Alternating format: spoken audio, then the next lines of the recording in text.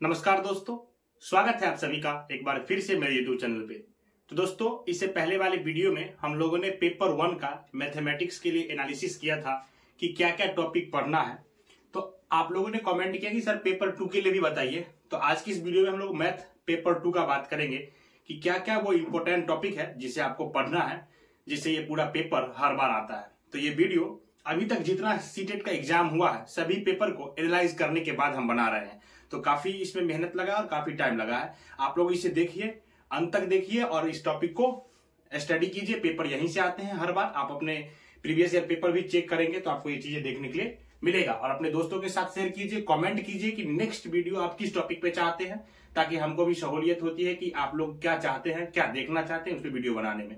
तो चलिए शुरू करते हैं, आते हैं टॉपिक पे। देखिए, आज की इस वीडियो हम लोग बात कर रहे हैं कि मैथमेटिक्स पेपर 2 के बारे में, है ना। तो पेपर 2 में भी मैथ का आपको 30 क्वेश्चन आता है। बस यहाँ पे पेपर 1 से थोड़ा कंटेंट पार्ट में मार्क्स बढ़ जाता है ना। वहां पे पेपर 1 में 15 मार्क्स का पूछता है, लेकिन यहाँ पे आपको पेपर 2 में कंटेंट से 20 मार्क्स का क्वेश्चन आता है, जो कंटेंट पर्सन से होगा।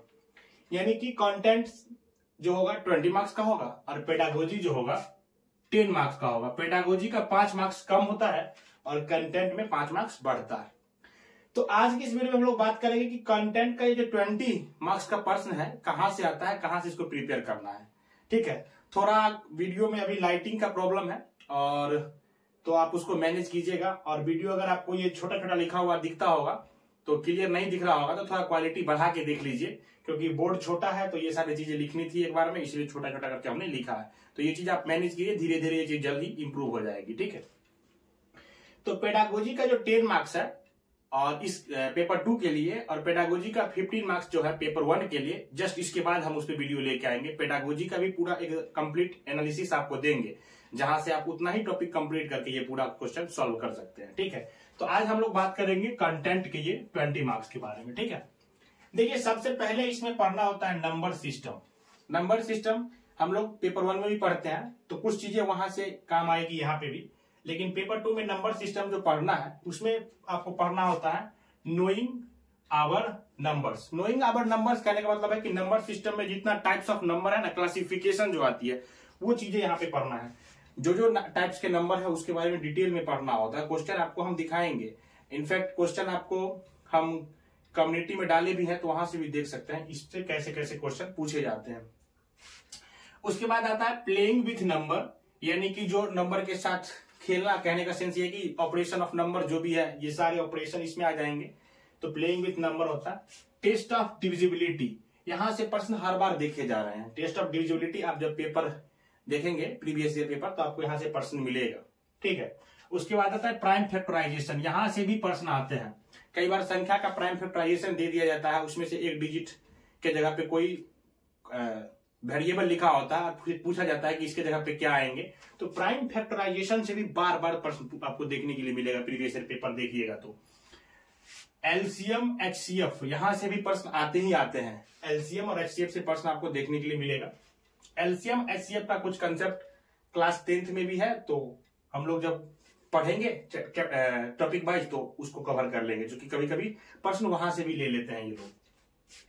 बोर्ड मास से भी आपको सिंप्लीफिकेशन वाले प्रश्न देखने के लिए मिलता है। फ्रैक्शन एंड डेसिमल से तो प्रश्न आते ही आते हैं। फ्रैक्शन और डेसिमल से प्रश्न आपको देखने के लिए मिलेगा ही मिलेगा। फ्रैक्शन में तो कई प्रश्न आपको देखने के लिए मिलेगा। कई बार असेंडिंग ऑर्डर में सजाने के लिए दे देते हैं, कई बार बड़ा कौन है छोटा कौन है ये पूछ लेते हैं, है ना। तो फ्रैक्शन से आपको प्रश्न हर बार देखने के लिए मिलता है। शर्ट्स एंड इंडिसेज में देखिए क्या क्या आपको पढ़ना है। तो शर्ट्स एंड इंडिसेज में आपको एक्सपोनेंट्स एंड पावर के बारे में पढ़ना है। एक्सपोनेंट्स एंड पावर के बारे में पढ़ना है।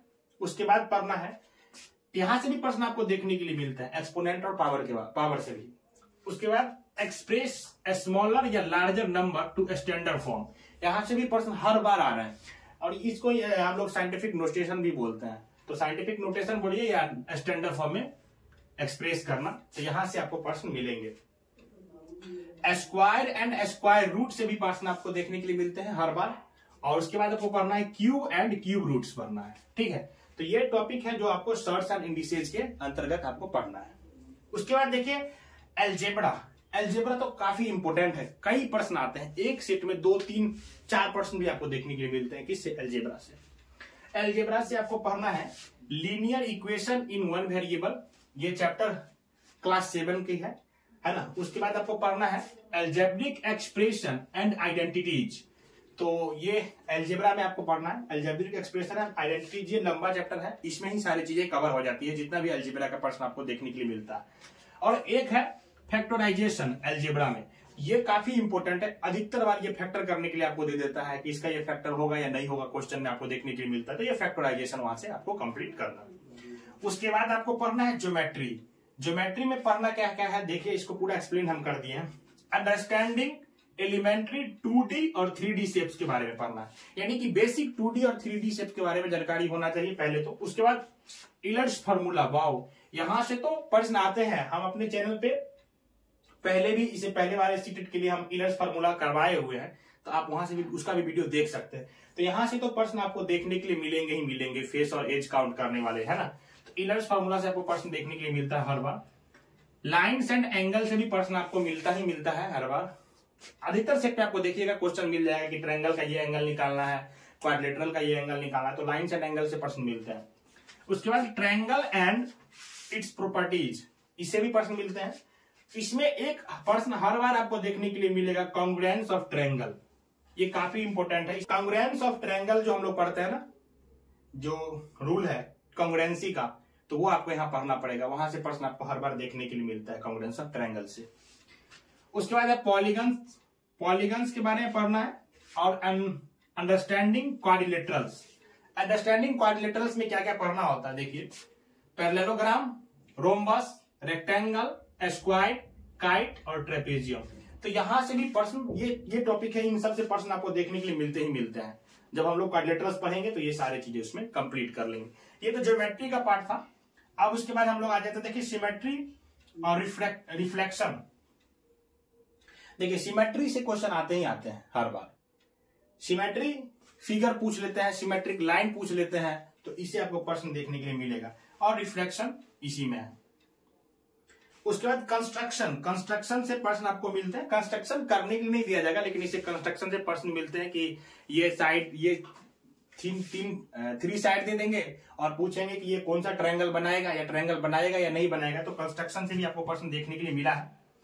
सिमेट्री और कंस्ट्रक्शन से प्रश्न मिलता ही मिलता है, इससे भी प्रश्न आपको देखने के लिए मिलता है हर बार, ठीक है। उसके बाद है मेंसुरेशन। मेंसुरेशन में क्या क्या पढ़ना है, पेरीमीटर पढ़ना है, एरिया पढ़ना है और वॉल्यूम पढ़ना है। ये जो सारी चीजें हम लोग है ना, square, rectangle, cube, cuboid, cylinder, इनके बारे में, कोन, उन सभी का वॉल्यूम, एरिया और पेरीमीटर के बारे में पढ़ना होता है। उसके बाद डाटा हैंडलिंग। डाटा हैंडलिंग में प्रोबेबिलिटी हर बार एक प्रश्न आपको मिलेंगे ही मिलेंगे। मीन, मीडियन, मॉड, इसे भी एक प्रश्न हर बार मिलेंगे ही मिलेंगे। तो ये भी काफी इंपोर्टेंट टॉपिक है आपके लिए। उसके बाद रेशियो एंड प्रोपोर्शन, यहां से प्रश्न आते हैं। परसेंटेज, उसके बाद profit and loss, compound and simple interest. Time and work भी आप कर लीजिएगा, चूंकि क्लास 8 की सिलेबस में है तो पूछ सकता है प्रश्न। एक दो क्वेश्चन आए हैं तो आ भी सकते हैं, लेकिन ये टॉपिक है जो आपको प्रश्न आते हैं। अगर परसेंटेज से डायरेक्ट प्रश्न नहीं आएगा तो उसका यूज कर लेंगे मेंसुरेशन में, प्रश्न में, मेंसुरेशन के प्रश्न में यूज कर दिया जाएगा। किसी ट्रायंगल का साइड बढ़ा के घटा के वाले जो प्रश्न आते हैं, इतना परसेंट बढ़ा रहे हैं, इतना परसेंट घटा रहे हैं, तो पेरीमीटर पे कितना परसेंट प्रभाव पड़ेगा, तो उस तरीके से भी प्रश्न पूछ लेते हैं, नहीं तो डायरेक्ट प्रश्न आते हैं। तो ये टॉपिक है जो पेपर 2 के लिए है। इतना टॉपिक कंप्लीट कर लीजिएगा तो आपका एक भी प्रश्न नहीं छूटेगा। इसमें से कुछ टॉपिक जो इंपॉर्टेंट थे हम वीडियो के साथ आपको बताते गए कि यहाँ से प्रश्न आते ही आते हैं, ठीक है। तो दोस्तों अगर वीडियो अच्छा लगा हो तो लाइक कीजिए, कमेंट में बताइए आपको और क्या चाहिए, ठीक है। अपने दोस्तों के साथ शेयर कीजिए। मिलते हैं नेक्स्ट वीडियो में। Till then keep learning, keep smiling, bye.